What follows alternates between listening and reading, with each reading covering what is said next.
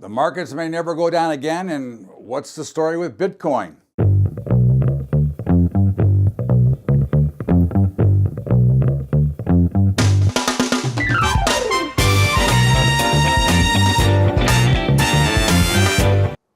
What's up, everybody? Welcome aboard. It's Bubba's Daily Update, and quite the day today. Market's up over 300, soaring high.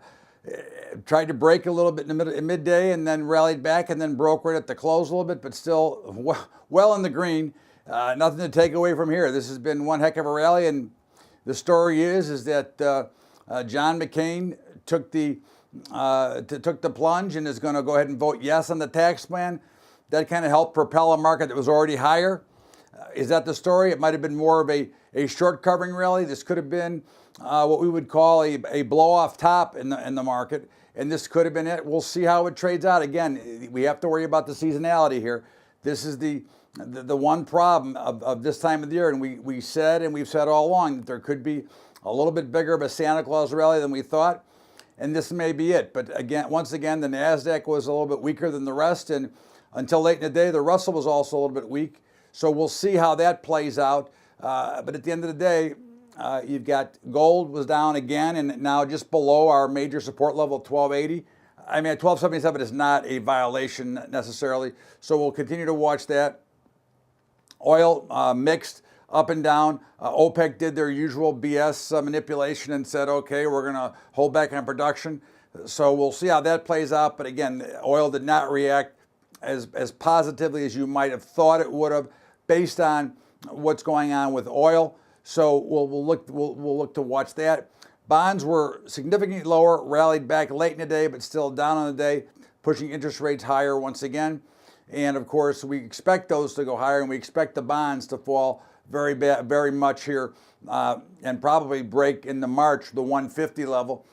And as we look at some of the other products that we watch, grains were kind of mixed, and corn was higher, soybeans were lower, right on support at about 985. Wheat was the troubling factor, one of our big bull positions, and of course, wheat was up all day, and then boom, it turned around and closed lower on the day. A little bit of concern. The meats, cattle and feeders were both lower, but they looked like they were going down limit, and then actually rallied a little bit towards the end of the close. Hogs did exactly what we thought what they would do. Got up close to 72 and fell apart and actually closed under 70 for the day. So those markets all look, kind of how we presumed they would be going forward. We've got, not a lot going on tomorrow. We've got an overall quiet market going into another weekend. So we'll see how that plays out. But at the end of the day, I don't think this is the time again to necessarily say the rally is over. All right. I think we want to watch and see if this is indeed the blow off top or the end of the rally, because we really don't have enough proof yet that the rally is over. Now, again, there is some, fairly significant selling going on, just after the 3 o'clock bell, but we've got some weakness in Amazon, some weakness in Apple, Bubba. So is the tech sector throwing in the towel here? And then, of course, there's the Bitcoin. In fact, I was on Varney this morning talking about Bitcoin, and I go, hey, it may very well be in a bubble, but if you compare a Bitcoin chart from its inception to an Amazon since its inception, they've got very similar patterns. So I'm not saying that Bitcoin is not in a bubble. It certainly is probably overpriced. I mean, if it was liquid to trade, I would have been selling it anyways. So it's not like I don't believe that it is a real asset class or a real currency. And I think that's the bigger story. Bitcoin is a real asset class because it exchanges for wealth, exchanges for goods. It is a true asset. Now, again, I know many funds and many firms are investing in Bitcoin. Whether or not, obviously I wouldn't take all of my money, but I think that Bitcoin is a legitimate asset class like many of the other cryptocurrencies. And, don't let everybody who on the street convince you that it's a bubble, because they couldn't see a bubble if they were blowing it out of the bubble machine. All right.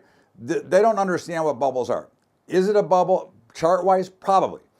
But is it a scam? I don't think so. It's probably a legitimate currency that for now is going to trade. But again, like any other asset class, we would not put all of our money into this, so we wouldn't go for the whole score. You would take a small percentage of what you wanted to invest, and if you were going to invest, into gold, maybe you take a partial of that and put that into the Bitcoin. It would be a stored asset is what we'd be looking at it as.